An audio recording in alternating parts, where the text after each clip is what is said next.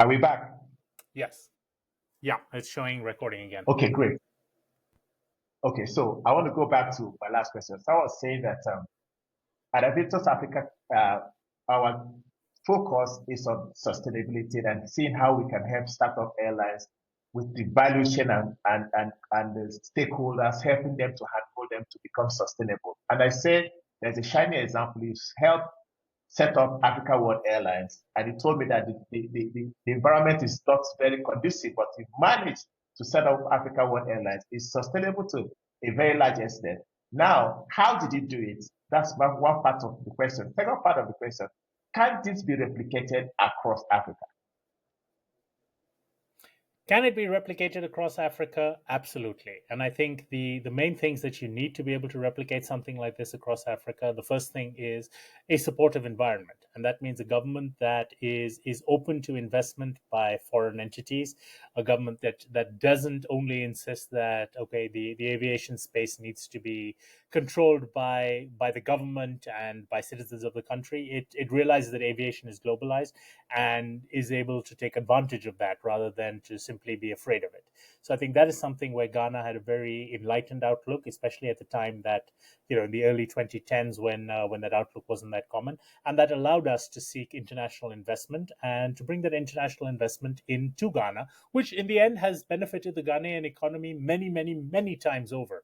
By having a reliable Ghanaian controlled, Ghanaian owned carrier operating in Ghana, which and throughout the West African region. So, I think that has proven itself to be a case. Another very important thing is the fact we did not have a loss-making subsidized national airline competing against us. If you look at South Africa as an example of that, if you look at the boom that South African aviation has had in terms of private sector airlines setting up, growing, and so forth, since South African Airlines effectively went into its first bankruptcy, and I say the first bankruptcy because I don't doubt there will be more. Uh, you've seen that when the private sector is unconstrained by having to compete with a loss-making and unfairly subsidized national airline, the market will just explode, and airlines will continue to take advantage of market conditions. So, not having had a national airline to have to compete against was a huge reason why Africa World Airlines was successful. Another key area is the fact that Africa World Airlines shareholders had the capital available to be able to fund the business plan appropriately, but most critically, did not attempt to fund it via debt. It was an equity funded plan, and Africa World Airlines has shied away from taking on debt for its pretty much its entire existence. And it's a very important thing because if there's nothing that we have learned from the various crises we've had in Africa over the last many decades, there is going to be a crisis, whether that is going to be some sort of conflict, whether that's going to be military coups, whether that's going to be Ebola or COVID or foreign exchange crises or devaluation or fuel shortages. There is always going to be something in Africa. And that means that you are going to have a very cyclical market, and the cycles are not going to be clearly delineated and are not going to be easily predictable. Therefore, you must be able to have the ability to manage your cash flow, to be able to pay your suppliers, even though you may not be able to get your forex to do that, even though you may not be able to repatriate your funds easily, and so forth. And when you have debt that is the overlying your primary concern to be able to pay off. If you owe $1 million and a month in debt payments, you're going to have to pay that $1 million first before you can even start getting to your salaries and to your supplier payments and so forth. And not having that debt to be able to renegotiate with your shareholders and say, look, we can't give you a dividend this year because we've had COVID or whatever else. That's what's really allowed the airline to weather all these storms. Africa World Airlines is the largest international operator by number of flights a month to Nigeria, and has been for the last 4 or 5 years. Yet the fact that being unable to repatriate funds from Nigeria has not shut down operations, has not really affected operations uh, to any material extent. And the reason for that is there isn't debt that is dependent upon getting those funds out to be able to service.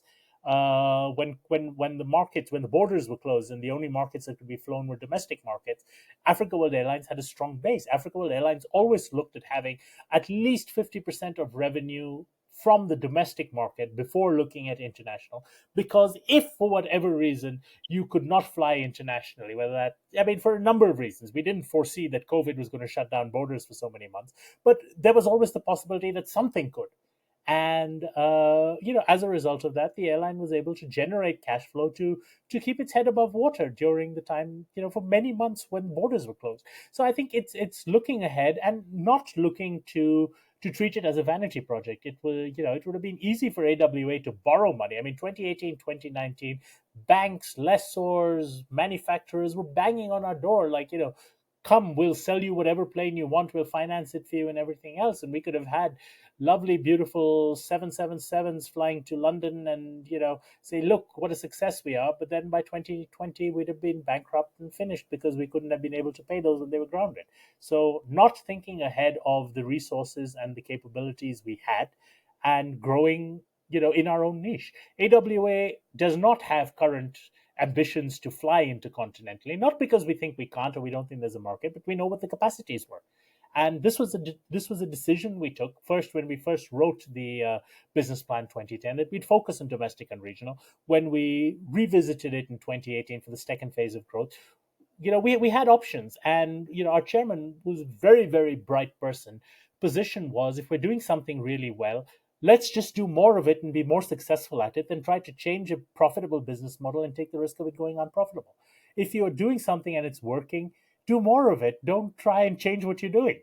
And I think it's just basic business common sense, which unfortunately many people involved in business, not just necessarily in aviation and not necessarily in Africa, sometimes fail to go back to the basics and appreciate. So yeah, you can do something that is working, just keep on doing it. It's basic. But what I find out in Africa, to large extent Nigeria, is that people are doing something wrong, it's not working, and they keep doing it. Why do you think that is? If you look at the history of Nigerian airlines, they have either been driven by egomaniacs or kleptomaniacs. People have come in having had success in other industries and look to replicate that industry. Uh, replicate that success in the aviation industry, and often do not understand, not often, have always to this point failed to understand how the industry works. And because of their success in other industries, do not like listening to advice from the professionals in the aviation industry. So if salespeople are very slick tongued. They will come to you, they will show you a nice model of your, or, of a plane with your name on it sitting at New York JFK and things as such. And you're like, oh, that's so wonderful. That will be my legacy. And you'll put your life savings into that, and, your ego will take a pinch. Others who, can be kleptomaniacs. And sometimes they're a combination of both, where you come in there with the sole purpose of, look, this is a vehicle by which I can get foreign exchange out of the country and stash it in my Swiss bank account or Cayman Islands or whichever the latest offshore jurisdiction of my preference is, and I can use the airline to do that. And it's never just all black or white. There's always shades of gray. But unfortunately, the history of Nigerian airlines has been either one or the other. It's been people with big egos who are not willing to listen to professional advice, or people who are very smart but use their smarts to steal rather than to make a success and leave that as their legacy. Great. So you talked about salespeople. I want to take this question to OEMs and people who sell all kinds to people that want to set up airlines. Do you think they genuinely want to help airlines set up for a long time for sustainability, or they just want to sell planes or sell parts or sell whatever it is they're selling to someone that wants to start up an airline? I think they want to sell primarily. I think sometimes it depends on the individual, and sometimes it depends on the corporate culture. I'll tell you that I've dealt with Boeing, Airbus, Embraer, Bombardier, De Havilland, I mean, pretty much all of them over 20 years. I'll tell you that Boeing used to be the worst of the lot. Boeing would make up figures if they could use them to convince you to buy a plane or invest in Boeing products somehow. And they had no qualms about it. For them, it is simply a case of you make the sale, and what happens after that, who gives Airbus uses their position to leverage wider French politics. There's a reason why a lot of these former French colonies, are very heavily vested in Airbus because, quite simply, the French government and the French export agencies and so forth are willing to fund exports of these brand new shiny A330 Neos and similar aircraft to these colonies, former colonies, simply because that eventually they're going to have to be paid for. And if they can't afford to pay for them, that gives you more political leverage to keep them within your sphere of influence. So there's very rarely a case of I'm coming to you because I think you've got the best product. I think the regional jet players, Embraer, Bombardier, De Havilland, and so forth, they have products which are obviously more suited for the African market, and therefore they can come to you with a position of a little more honesty, where they can legitimately say, look, this is a better product for you. I've got a range of products. The biggest one may not necessarily suit you. Maybe you want to look at a smaller or look at something else. My experience has generally been that of the OEMs, Airbus used to be horrible. Boeing has been horrible until they've recently had to try and get a bit more humble. I think they genuinely intended to try. I don't think they've necessarily reached where they need to be yet. I think Airbus really had a come to Jesus kind of moment in the 2010s, and I think they approach the African market wider as a bunch of different countries rather than just having one, common. This is Africa, and our strategy for Africa is going to be. This is a very clear example of how Airbus has changed. Until about 2010, 2012, when Airbus salespeople would come to town, to whichever African country, their first meeting usually was with the president or with the Ministry of Transport or whatever else. And after that, they came to see the airlines because they knew that, quite simply, if they could cut the deal with the president or the Minister of Transport or whatever, they would tell the airline to buy your product. Now Airbus actually comes to the airlines first and tries to convince the airline that this is the kind of aircraft we're making, this is what you should be aware of, and so forth. And I think that is the change. Airbus was marketing to governments. Airbus now markets to airlines in Africa. Support wise, I think that the regional OEMs, are in a different league. Again, I've operated in the Middle East and Africa. I've operated Bombardier products. I've operated Embraer products. I think it's very clear that these guys, Embraer in particular, is a step above the rest. And maybe it comes from the fact that they understand the challenges of operating in developing markets, coming from Brazil themselves. It's a very, very different scenario. And I remember having issues with Boeing products and simply finding the person at Boeing to ask the question to, only to be told that we'll get back to you in 2 to 3 business weeks or something like that, versus Embraer, where I could send a WhatsApp and get a response in an hour. And that's I there's no one size fits all for OEM, and even across that. I mean, there have been great reps at Embraer, there have been bad reps at Embraer, there have been great people at Airbus, and there have been awful people at Airbus. So there's no one size fits all, but I think in general, from the corporate culture perspective, I think the regional players have definitely been able to have a better moral standing in the African market than the Boeing and Airbus in particular. Great. Moving away from sales, now let's go to support. Why are OEMs not looking at supporting airlines with, going a step further to helping set up MROs on the continent to help airlines, grow and, to stop the forex in going to maintain things of the aircraft abroad, which is killing airlines, when it comes to forex. Is this something that OEMs can look forward to? Because looking at Africa, that's not really going to solve the problem. And let me tell you, Africa, you speak of the continent, but the continent is 50 something different countries. And if you're sending a plane from Nigeria to Kenya for maintenance, you're still going to need to get Forex. And the parts you're going to buy to service that plane in Kenya are still going to need to be bought with Forex. And, it's not as though Africa is in a position to be able to develop its own indigenous industry where it's designing and building its own aircraft. Not in our lifetimes. That's not going to happen. There are far more pressing economic needs for African financing to be directed towards. So, trying to do that, I genuinely believe, is just going to be, well, it's politics. That's the reality of it. I don't think the cost of ferrying a plane to Europe or ferrying a plane to anywhere in the world is a minuscule cost of the total cost of servicing it. So you're probably better off. developing a bit more capability to do things in-house, to be able to strengthen your revenue base, to be able to generate that forex from flying to countries where you don't necessarily have these capital controls on outflows of forex and similar, than you are in just simply pushing an African MRO. Because I promise you, if there was an MRO set up, say tomorrow in Burkina Faso, it's still going to not be something that Nigerian airlines can send their planes to, because where are they going to buy those CFA from? Hmm. Great. So you mentioned that the sector is cyclic, with something happening in one shape, form, or the other. How would you advise airlines to be forward looking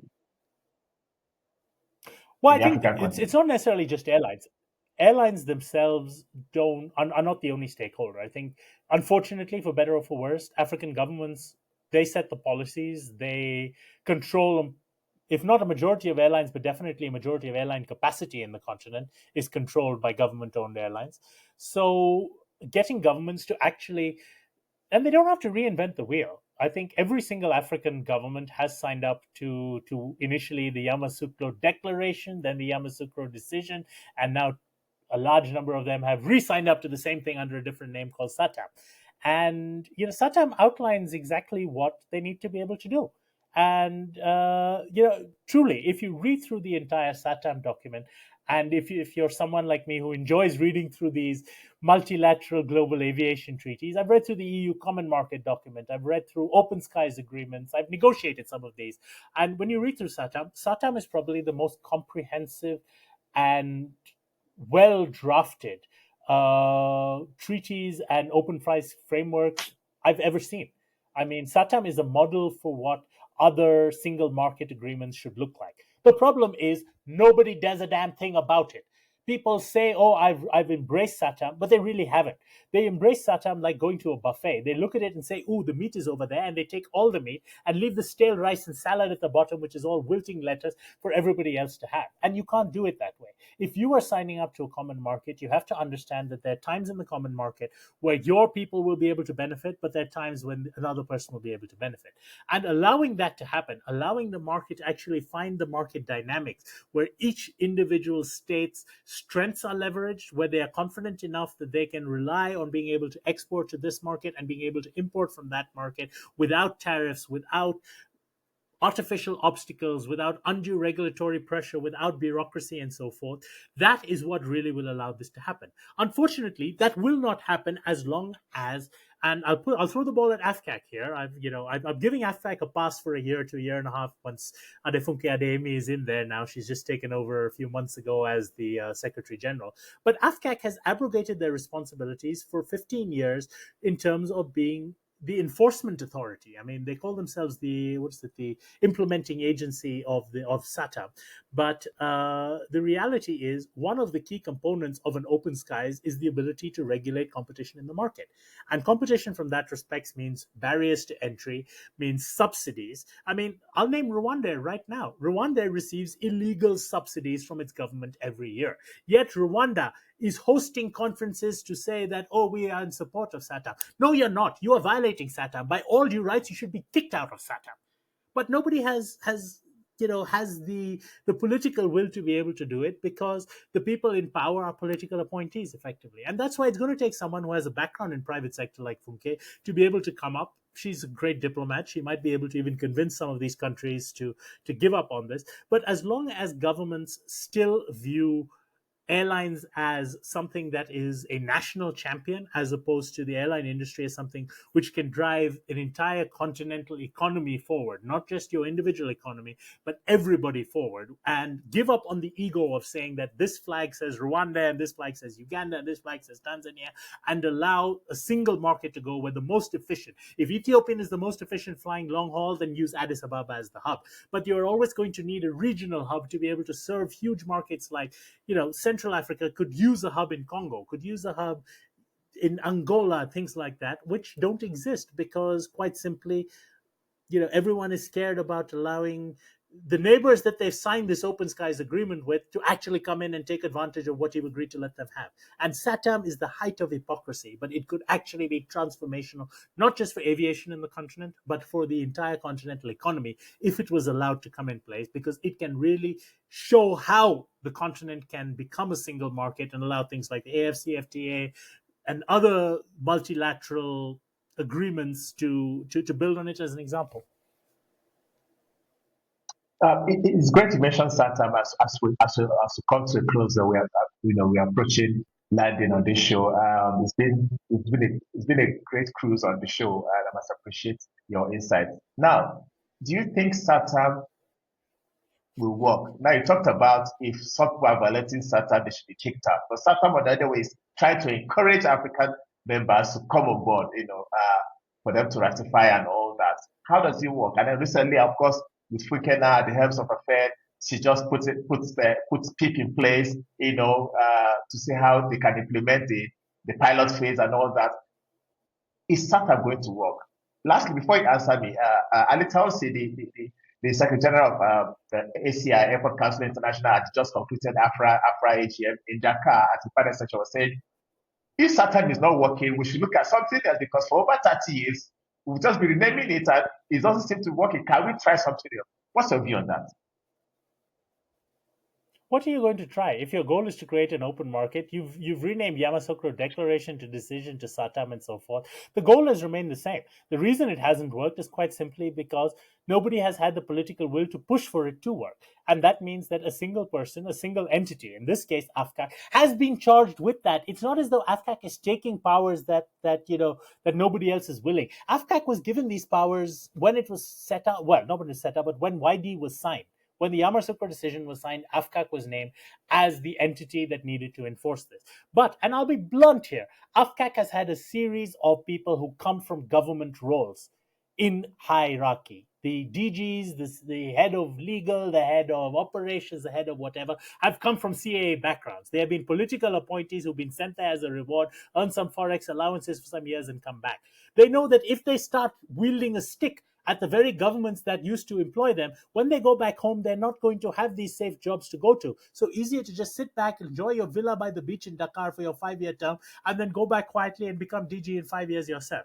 That is the reason why AFCAC was unable to do anything, and why I have some level of optimism that Funke, who's come from a different background, Funke does not need a government job. Honestly, she will walk into any private sector job she really wants to on the basis of her qualifications and ability. So if she's going to do this, she is driving it without an agenda other than the success of AFCAC and SATAM. And that is why I think that SATAM has a chance. Then you talk about pilot implementation programs. How many years has it been since Yamoussoukro Declaration was discussed? I mean, I lose track. I mean, more than half of Africans were not even born when this process started. And now you are starting a pilot program. What have you been doing for 27 years? What have you been doing for 27 years? Sean, I think it's even longer. I made 27 up. It's probably longer. So again, I just want to piggyback on what Aaron Munesi said, and we just concluded our friend Dakar. We said we should stop talking and talking and talking. That we know what we need to do. Let us start doing it. Sean, how do we start? How do we move from all these conferences that we go to year in after year and just start doing?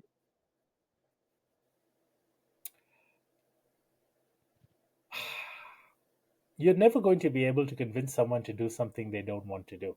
What needs to be done is to stop glorifying, at least at an ordinary person level, at the voter level, because governments will change their minds not because people tell them to, but because the voters compel them to.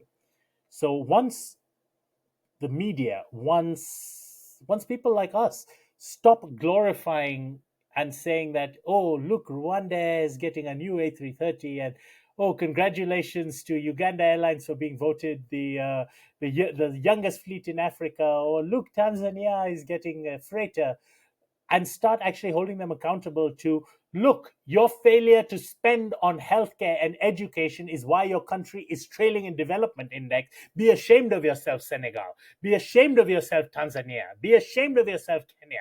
when you start doing that, and when the voters start holding the politicians accountable, I promise you, the subsidies will dry up overnight. And when those subsidies dry up overnight, you will have the properly run airlines rise. You will have open skies develop, because when you're no longer able to subsidize your so-called national champion, you're going to welcome the private sector who wants to invest from abroad into your country by flying there and so forth. And when that happens, SATAM will naturally evolve.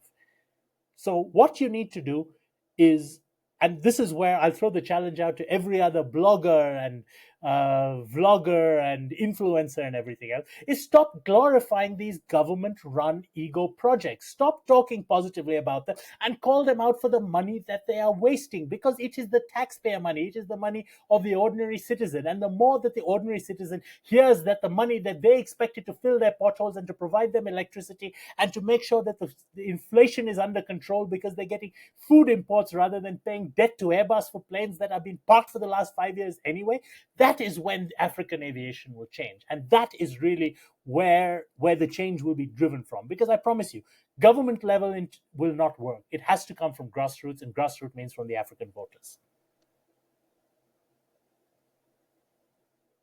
Ladies and gentlemen, I've been talking to Sean Mendis, who is the senior management official in the aviation sector in Africa, and helped to set up airlines in a whole bad conversation that we had, and finally come to a stop on the show. Sean Mendis, I want to thank you very much for your time on this show, and I wish you come back sometime in a few years' time to see how we have moved from point A to point B in the positive line of things, and we can probably begin to celebrate. But right now, we should start calling government and policymaker out on what needs to be done so that they can sit up and do things right. Thank you, Sean, for being on the show. Absolutely. Thank you, Tony. You've been great here. Ladies and gentlemen, it's been Aviation Sustainability Africa podcast, and we'll be talking about the economic sustainability of African airlines and aviation businesses in general. Please join us on the subsequent episode that will bring you more exciting episodes to come. See you next time, and hope you follow us on social media platforms. Please visit SeanMendis.com to know more about Sean Mendis and everything he's been up to lately. Thank you, and bye-bye for now.